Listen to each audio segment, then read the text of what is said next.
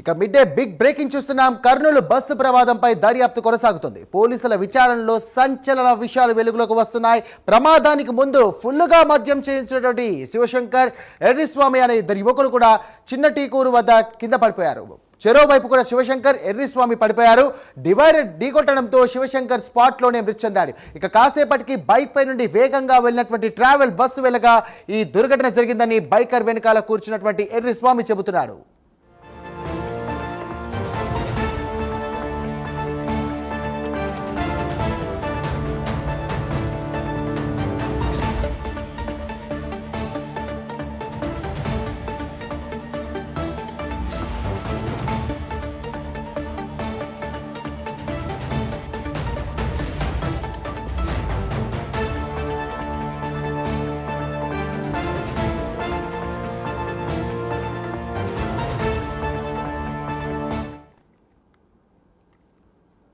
ఇక సుమారు 300 మీటర్ల వరకు కూడా బైక్తో పాటు వెళ్ళింది ట్రావెల్ బస్సు. వర్షంలో శివశంకర్, ఎర్రిస్వామి బైక్ పై వెళ్లారు. తెల్లవారుజామున 2 గంటల 24 వరకు కూడా పెట్రోల్ బంక్లో ఉన్నారు బైకర్ శివశంకర్.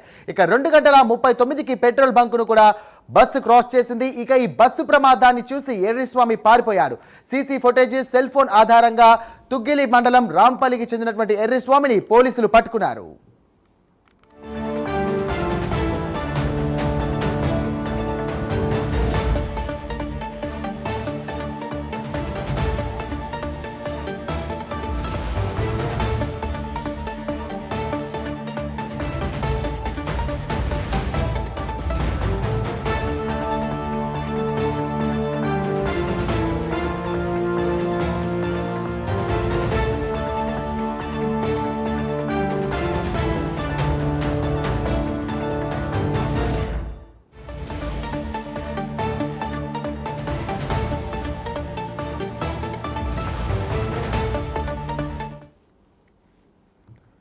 రైట్, ఇప్పటివరకు చూసినటువంటి బ్రేకింగ్ చూసాం మనము.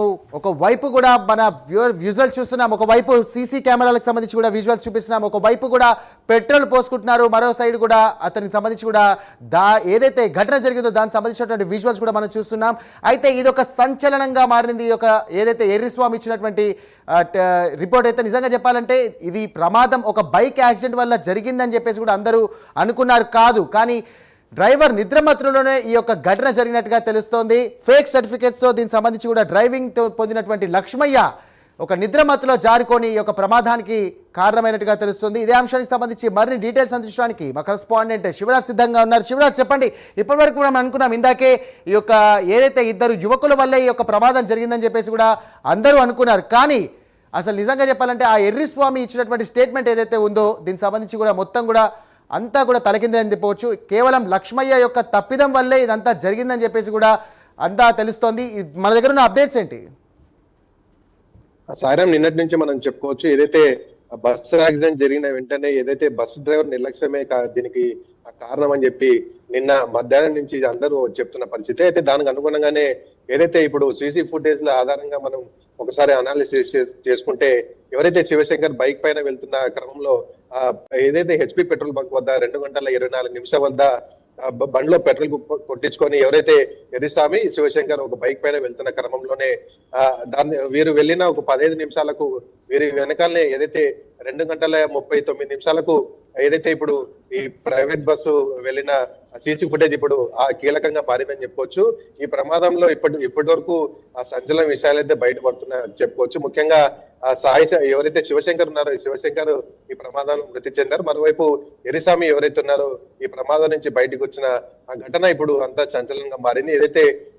ఏదైతే నిన్నటి నుంచి బస్సు డ్రైవర్ నిర్లక్ష్యంగానే ఈ ప్రమాదం జరిగిందని మొదటి నుంచి మనం చెప్పుకుంటున్నాము. అయితే ఇప్పుడు ఎవరైతే ఎర్రిస్వామి ఈ ఉదంతం నుంచి బయటపడ్డాడో అతన్ని పోలీసులు అయితే అదుపులో తీసుకున్నట్లుగా తెలుస్తుంది. మరోవైపు ఎవరైతే నిర్లక్ష్యంగా వహించి ఇంత ఘోరానికి జరిగిన డ్రైవర్లు ఇద్దరు ఇప్పుడు పోలీసులు అదుపులో ఉన్నారు. వారు ఇచ్చిన స్టేట్మెంట్ ఆధారంగా ఈ ప్రమాదం ఎలా జరిగిందని దానిపైన పోలీసులు అయితే పలు కోణాల్లో దర్యాప్తు చేస్తున్నారు. మరోవైపు ఎవరైతే లక్ష్మయ్య ఉన్నారో ఈ లక్ష్మయ్య ఇప్పటికే ఏదైతే ఫేక్ సర్టిఫికేట్ సమర్పించి డ్రైవింగ్ లైసెన్స్ సంపాదించి ఇప్పుడు ఈ బస్సు డ్రైవింగ్ చేసినట్టుగా తెలుస్తుంది. ఇప్పుడు పూర్తిగా ఏదైతే ఈ డ్రైవర్ చుట్టూనే ఈ ఉదంతం అంతా చుట్టింది అని చెప్పుకోవచ్చు. వీరికి ఎవరైతే ఇప్పుడు బస్ డ్రైవింగ్ చేస్తారో ఈ పూర్తిగా వీరి నిర్లక్ష్యం కారణంగానే 20 మంది మృతి చెందారు.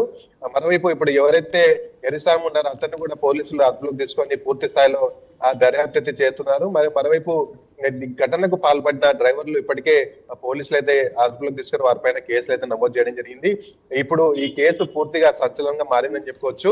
ఏదైతే సీసీ ఫుటేజ్ ఆధారంగా ఒకవైపు దర్యాప్తు చేస్తూనే ఎవరైతే ప్రత్యక్షంగా ఉన్నారో వారిని కూడా ఏదైతే పోలీసులు అయితే విచారణ చేస్తున్నారు. పూర్తి స్థాయిలో ఒక నివేదికను రెడీ చేసి చర్యలు తీసుకోవడానికి అయితే పోలీస్ యంత్రాంగం.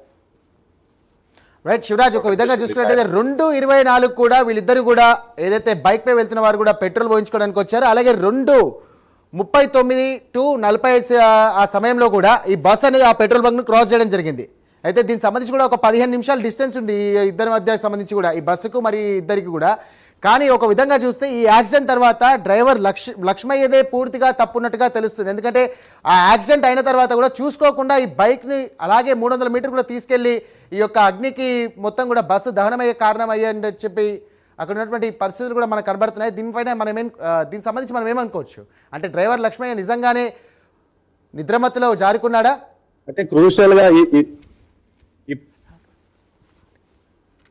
చాలా క్రూషియల్ పీరియడ్ అని చెప్పుకోవచ్చు. ముఖ్యంగా ఏదైతే ఈ పెట్రోల్ బంక్ వద్ద రికార్డ్ అయిన సీసీ ఫుటేజ్ ఇప్పుడు కీలకంగా మారిందని చెప్పుకోవచ్చు. 2 గంటల 24 నిమిషాలకు ఎవరైతే శివశంకర్ ఏదైతే బైక్ ని తీసుకొచ్చి అక్కడ పెట్రోల్ కొట్టించుకొని వెళ్తున్న దృశ్యాలు ఒక 15 నిమిషాల తర్వాత ఏదైతే ఈ బస్సు కూడా పెట్రోల్ బంక్ క్రాస్ అయిన విజువల్స్ మనం చూడొచ్చు. దీని తర్వాతనే ఆ బస్సు యాక్సిడెంట్ జరిగింది. దాదాపు 3 గంటల సమయం వద్ద ఈ ప్రమాదం జరిగినట్లుగా పోలీసులు కూడా కొంత అంచనాకు రావడం జరిగింది. అయితే ఈ ప్రమాదం జరిగిన వెంటనే ఎవరైతే డ్రైవర్ ఉన్నారో అక్కడనే బస్సు ఆపి ఉంటే ఇంత ప్రమాదం జరిగి ఉండకపోయిండొచ్చు. ఎప్పుడైతే ప్రమాదం జరిగిన వెంటనే ఈ బైక్ ను అలాగే ముందుకు తీసుకువెళ్ళి దాదాపు 300 నుంచి 400 మీటర్లు అలాగే వెళ్లడంతో ఏదైతే పెట్రోల్ అప్పటికే ఏదైతే ఈ బైక్ లో పెట్రోల్ కొట్టించడం జరిగింది. ఒక్కసారిగా పెట్రోల్ ఈ ఏదైతే బస్ లో ఉన్న డీజిల్ ఒక్కసారిగా స్పార్క్ రావడంతో మొత్తం బస్సునే తగలబెట్టింది. ఈ ఉదంతంలో మొత్తం ఎవరైతే తేరుకునే లోపే దాదాపు 3 నుంచి 5 నిమిషాల లోపే ఈ ప్రమాదం జరిగిపోయింది. ముఖ్యంగా ఈ బస్సులో ఉన్న వారు తేరుకునే లోపే మొత్తం బస్సు కాల్పడంతో 19 మంది ఆ స్పాట్ లోనే మృతి చెందడం జరిగింది.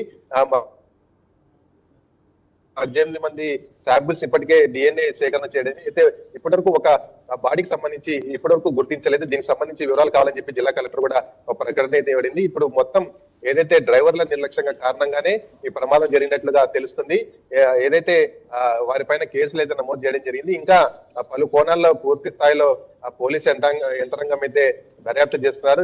మరోవైపు ఏ విధంగా జరిగిందనే దానిపైన పోలీసులు ఒక కంక్లూజన్ అయితే రావాల్సింది. శివరాజ్ ఇప్పుడు ఒక విధంగా చూసుకున్నట్లయితే ఇప్పుడు మనము బస్సుకు సంబంధించి కూడా ఈ బైక్ అతను ఏదైతే ఉన్నారో వీళ్ళిద్దరి మధ్య కూడా దాదాపు 15 నిమిషాల వరకు కూడా గ్యాప్ ఉంది, ఆ వ్యత్యాసం ఉంది.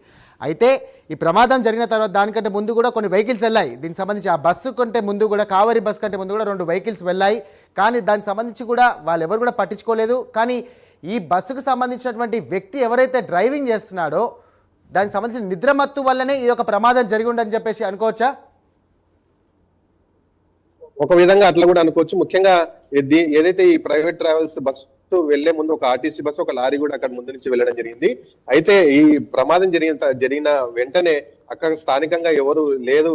ముఖ్యంగా ఏదైతే ప్రమాదం జరిగిన వెంటనే ఎవరైతే బస్ నుంచి దిగారో అక్కడ కొంతమంది తమ సెల్ ఫోన్లలో రికార్డ్ చేయడం జరిగింది. ఆ ఫుటేజ్ లో కూడా చూస్తే ఈ బస్సు వెళ్ళిన రూట్ లో మాత్రం ఎక్కడ ముందు కానీ వెనకాల కానీ ఎక్కడ వెహికల్స్ లేవు. అటువైపుగా వచ్చిన వాహనాలను ఎవరైతే వారు వచ్చారో వారు ఆపి ఎవరైతే చెత్తగాస్తున్నారో వారి వాహనాలు ఎక్కించుకొని వెళ్ళిన పరిస్థితి అయితే ఉంది. ఈ బస్సు వెళ్ళిన క్రమంలో మాత్రం ఎక్కడ ముందు వైపు కానీ వెనక వైపు ఎక్కడ వాహనాలు అయితే రాలేదు. దీనికి ముఖ్యంగా ఏదైతే డ్రైవర్లు నిర్లక్ష్యం వహించడం వల్ల ఈ ప్రమాదం జరిగిందని చెప్పుకోవచ్చు. ఏదైతే ఈ టైం పీరియడ్ లోనే జరిగింది, మొత్తం ఇన్సిడెంట్ అంతా ఈ టైం పీరియడ్ లో జరిగింది. దీని తర్వాతనే మొత్తం ఈ ఘటనకు కారణమైంది. ఇప్పుడు ఇంకా పోలీసుల వైపు నుంచి పూర్తి స్థాయిలో సమాచారం రావాల్సింది. మనం ఏదైతే ఇప్పుడు సీసీ ఫుటేజ్ వచ్చిందో ఆ సీసీ ఫుటేజ్ ఆధారంగా మనం ఒక కంక్లూజన్ కి ఉండదు. ఏదైతే పోలీసుల వైపు నుంచి పూర్తి స్థాయిలో దర్యాప్తు వచ్చిన తర్వాతనే ఎవరైతే పోలీస్ యంత్రాంగం నుంచి వచ్చే సమాచారం మీదనే మనం ఇప్పుడు పూర్తి స్థాయిలో ఆధారపడాల్సి ఉంది. అసలు ఆ వ్యక్తి ఎవరైతే బైక్ నడిపిస్తున్నాడో ఆ అబ్బాయికి అసలు లైసెన్స్ ఉందా? దానికి సంబంధించి ఏమైనా ఆయన ఆధార్ కానీ సంబంధించిన పత్రాలు ఏమైనా ఉన్నాయా? బైక్ సంబంధించిన పత్రాలు ఏమైనా దొరికాయా? దానికి సంబంధించి మన కేసు సంబంధించి ఆ బైక్ అతను నడిపే అతనికి అసలు డ్రైవింగ్ లైసెన్స్ కానీ ఆ ఆర్సీ కానీ ఏమైనా ఉందా ఆ బైక్ కి? ముఖ్యంగా పోలీసులు ఆ కోణంలో కూడా విచారణ అయితే ప్రారంభించారు. ఆ బైక్ పూర్తిగా కాలిపోయిన పరిస్థితి, ఏదైతే సీసీ ఫుటేజ్ లో కూడా ఆ బైక్ నంబర్ కు క్లారిటీగా లేదు. అయితే ఆ పోలీసులు ఇప్పుడు ఎవరైతే శివశంకర్ ఉన్నారో వారి ఇంటి వద్దకు చేరుకొని పూర్తి స్థాయిలో వారి వివరాలు అయితే తెలుసుకునే క్రమంలో ఆ పోలీసులు దర్యాప్తు చేస్తున్నారు. మరోవైపు ఎవరైతే ఎరిస్తాం ఉన్నారో అతన్ని కూడా పోలీసులు అదుపులోకి తీసుకున్నారు. అసలు ఈ సమయంలో ఏదైతే దాదాపు 2-2:30 సమయంలో వీరు అక్కడికి రావాల్సిన కారణం ఏముంది?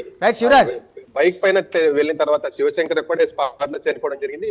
ఎరిసామి అయితే ఆ స్పాట్ లో లేడు. ఆ స్పాట్ లో అసలు ఏం జరిగింది అనే పైన పూర్తి స్థాయిలో ఎరిసామిని విచారణ చేస్తే తప్ప ఏం జరిగింది అనే దానిపైన ఒక కంక్లూజన్ రావాల్సింది. రైట్ శివరాజ్, ఇప్పుడు ఆ బైక్ ఏదైతే వ్యక్తి నడిపాడో ఆ యువకుడు ఎవరైతే నడిపారో ఆ బైక్ సంబంధించి డ్రంక్ అండ్ డ్రైవ్ ఏమైనా కేసెస్ ఉన్నాయా? దీనికి సంబంధించి డ్రైవింగ్ లైసెన్స్ కానీ ర్యాష్ డ్రైవింగ్ సంబంధించినటువంటి కేసులు ఏమైనా నమోదు చేశారా? అసలు ఆ బైక్ ఎవరి పేరు మీద ఉంది? అయితే ముఖ్యంగా అసలు ఆ బైక్ ఎవరిది అనేది ఇప్పుడు ఇంకా దర్యాప్తులో తేలాల్సింది. అసలు బైక్ అసలు ఎలాంటి ఆనవాళ్ళు లేకుండా పూర్తి స్థాయిలో తగలపడిపోయింది. బస్సు వెనక భాగంలో పూర్తిగా కాలుకపోవడంతో ఆ బస్సు ఏదైతే నంబరు రిజిస్ట్రేషన్ మనకు తెలిసే అవకాశం వచ్చింది.